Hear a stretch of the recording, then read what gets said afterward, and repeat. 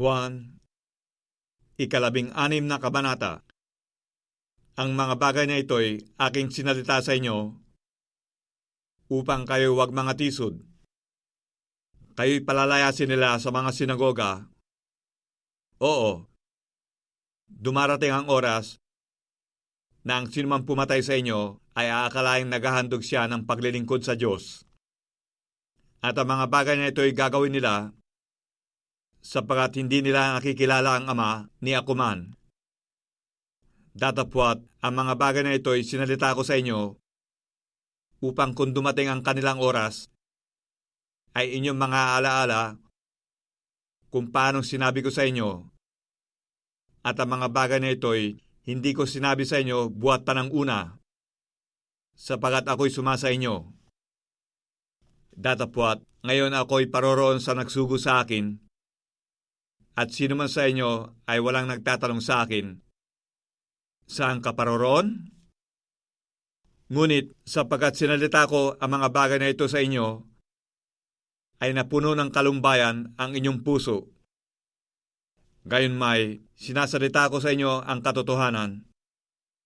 Nararapat sa inyo na ako yumaon, sapagkat kung hindi ako yayaon, ang mga aliw ay hindi paririto sa inyo. Ngunit kung ako yumaon, siya'y susuguin ko sa inyo. At siya, pagparito niya, ay kanyang susumbatan ang sanglibutan tungkol sa kasalanan, at sa katwiran, at sa paghatol. Tungkol sa kasalanan, sapagkat hindi sila nagsisampalataya sa akin. Tungkol sa katwiran, sapagkat ako'y paroroon sa Ama, at hindi na ninyo ako makikita. Tungkol sa paghatol, sapagkat ang prinsipe ng sanglibutang ito ay hinatulan na. Mayroon pa akong maraming bagay na sa inyo ay sasabihin. Ngunit ngayon ay hindi ninyo mga titiis. Gayunmay, kung siya, ang Espiritu ng katotohanan ay dumating, ay papatnubayan niya kayo sa buong katotohanan, sapagkat hindi siya magsasalita ng mula sa kanyang sarili, kundi ang anumang bagay na kanyang marinig. Ang mga ito ang kanyang sasalitain, at kanyang ipahayag sa inyo ang mga bagay na magsisidating.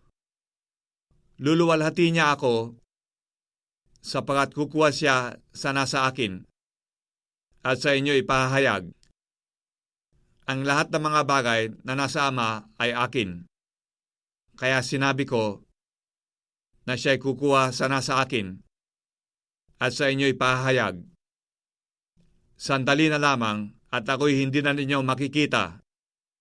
At muling sandali pa, at ako'y inyo makikita. Ang ilan sa kanya mga alagad nga ay nangagsang-usapan. Ano itong sinasabi niya sa atin? Sandali na lamang, at ako'y hindi na ninyo makikita. At muling sandali pa, at ako'y inyo makikita. At sapagat ako'y paroroon sa Ama? Sinabi nga nila, ano nga itong sinasabi niya? Sandali na lamang? Hindi namin nalalaman kung ano ang sinasabi niya. Natalastas ni Jesus na sa kanya'y ibig nilang itanong, at sa kanila'y sinabi niya, nangagtatanungan kayo tungkol dito sa aking sinabi. Sandali na lamang, at ako'y hindi na ninyo makikita. At muling sandali pa, at ako'y ninyo makikita?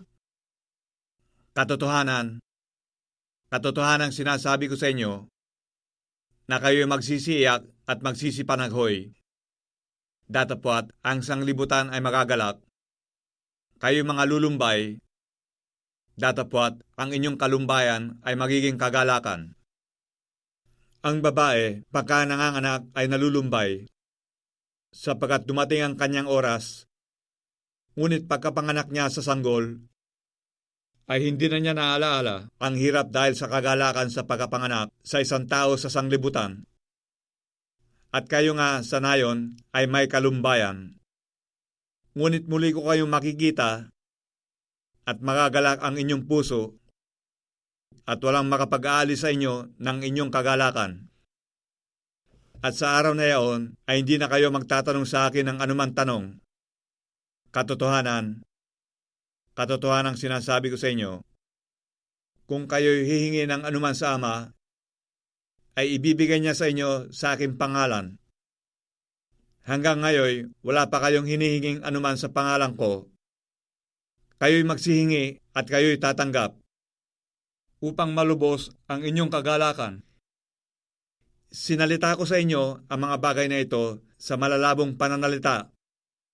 Darating ang oras na hindi ko na kayo pagsasalitaan sa malalabong pananalita, kundi maliwanag na sa inyo'y sasaysayin ko ang tungkol sa Ama. Sa araw na iyon, magsisihingi kayo sa aking pangalan, at sa inyo'y hindi ko sinasabi na kayo'y idadalangin ko sa Ama, sapagkat ang Ama rin ang umiibig sa inyo, sapagkat ako'y inyong inibig, at kayo'y nagsisampalataya na ako'y nagbuhat sa Ama. Nagbuhat ako sa Ama, at naparito ako sa sanglibutan. Muling iniiwan ko ang sanglibutan at ako'y paroroon sa Ama. Sinasabi ng kanyang mga alagad, narito, ngayon nagsasalita kang malinaw at wala kang sinasalitang anumang malabong pananalita. Ngayon ay nakikilala namin na nalalaman mo ang lahat ng mga bagay at hindi nangangailangan na tanungin ka ng sinuman, dahil dito'y nagsisisampalataya kami na ikaw ay nagbuhat sa Diyos. Sinagot sila ni Jesus, ngayon bagay, nagsisisampalataya kayo? Narito, ang oras ay dumarating. Oo, dumating na kayo'y mangangalat, ang bawat tao sa kanya-kanyang sarili, at ako'y iiwan ninyong mag-isa. At gayon may, hindi ako nag-iisa, sapagkat ang Ama ay sumasa akin. Ang mga bagay na ito ay sinalita ko sa inyo upang kayo magkaroon sa akin ng kapayapaan.